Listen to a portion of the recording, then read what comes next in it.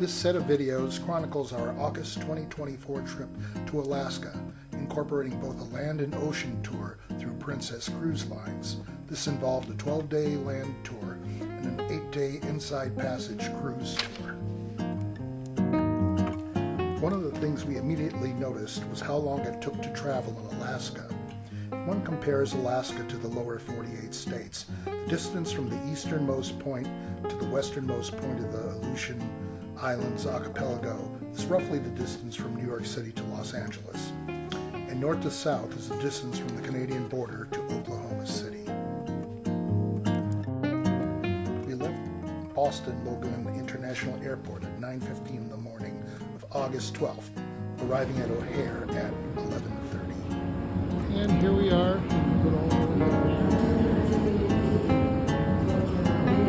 The psychedelic walkway. After a 5-hour layover, we arrived at Fairbanks International Airport at 8 p.m. local time. We were transported to the Fairbanks Princess Riverside Lodge on the shores of the Chena River.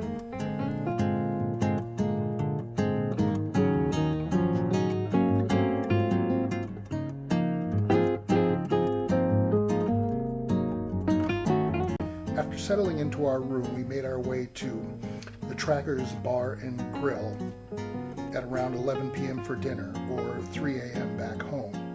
Although the sun had set a couple of hours ago, it was still twilight outside. We arrived 2 days before the formal tour was to begin in order to acclimate ourselves to the time difference. We used this opportunity to add some excursions. On our first day, August 13th, we took the Arctic Circle trip, a 13-hour tour. Our first stop was the Alyeska Pipeline Viewing Point. Alyeska is the Aleut word for Alaska, meaning Great Land of White to the east. The Alyeska Pipeline is 800 miles in length, extending from Prudhoe Bay in the north to the Valdez Marine Terminal in the south. It cost $8 billion to build. Construction began March 27, 1975, and was completed on May 31, 1977. The first oil moved through the pipeline on June 20th of that year, and the first tanker to carry crude oil from Valdez was the Argo Juno on August 1st.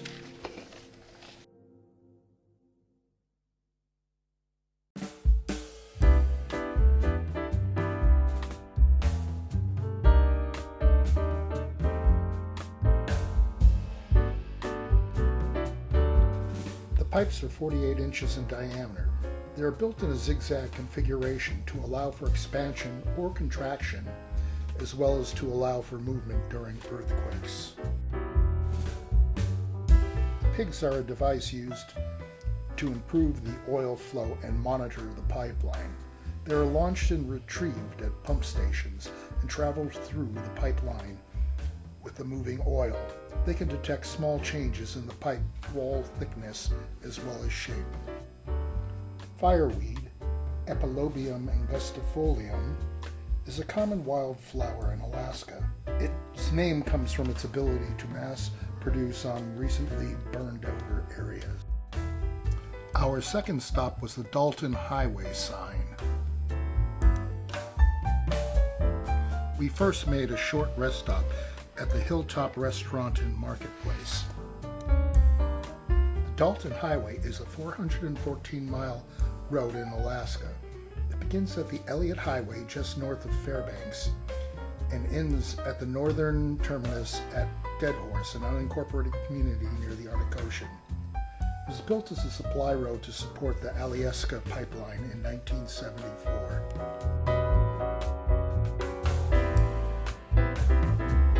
It is named after Alaska native James Dalton, an expert in Arctic engineering. It has been featured in many television programs, including America's Toughest Jobs, Ice Road Truckers, and World's Most Dangerous Roads. It is about 1/4 paved and 3/4 gravel. There is constant construction during the summer months. Where construction is taking place, the road becomes a one-way single lane for 10 to 15 miles. You must then wait until a pilot car can escort you through the construction area.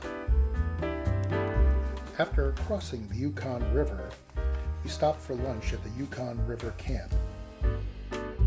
Our meal was pre-ordered and ready when we arrived. We both had the chicken banh mi baguette sandwich. After lunch, we crossed the road to the Yukon River Crossing station. This is run by the Bureau of Land Management. From here, we had a magnificent view of the Yukon River Bridge. This 1/2 mile long span crosses the mighty Yukon River, the longest river in Alaska and the Yukon Territory. It was built in 1974 through 1975.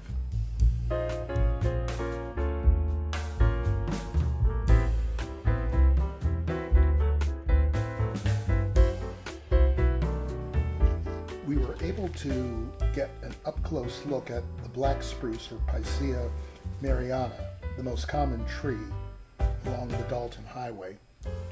Black spruce forests occur on cold, poorly drained soils underlain with permafrost. Our penultimate stop was the Finger Mountain Wayside. The Finger Mountain Wayside is managed and maintained by the Alaska Department of Transportation and Public Facilities. Finger Mountain is a broad hill. It's named for Finger Rock, a distinctive granite protrusion on its surface. There is a 1 mile long trail to the rock, but we did not have time to hike to it.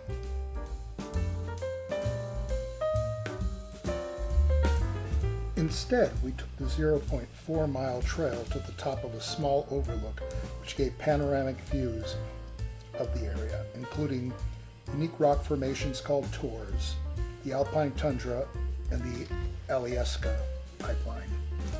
We were able to see many alpine plants on this trail, including Betula nana, or the dwarf birch. This is found mainly in Arctic tundra. Many mushrooms could be found growing in the tundra. Is this perhaps a bolete? As we continued climbing up the trail, you could see lots of lichen located on the many rocks.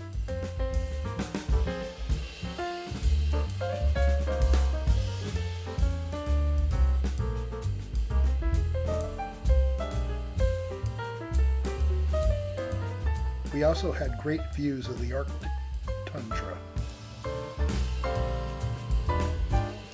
I do know that this is Amanita muscaria, or the fly agaric, which is a poisonous and psychoactive mushroom.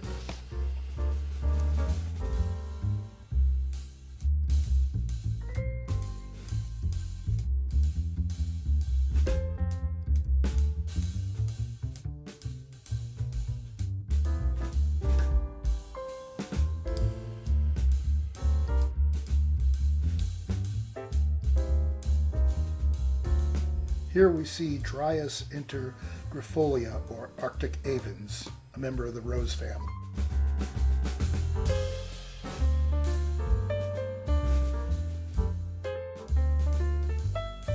Here is Finger Rock, seen from the top of the small hill.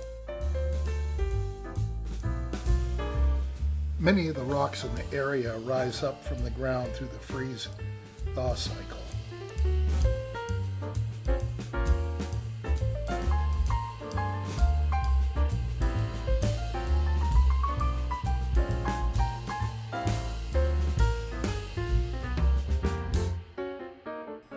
Our final stop was the Arctic Circle. Here we can be seen where the Dalton Highway meets the Arctic Circle at latitude 66 degrees 33 minutes.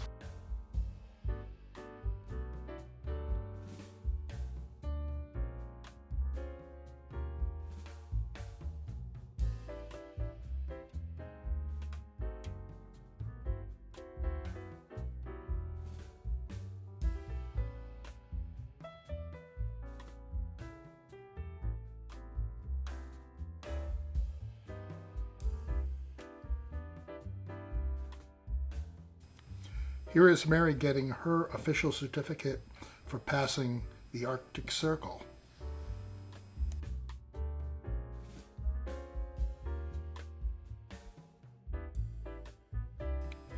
And here am I receiving my certificate for crossing the Arctic Circle.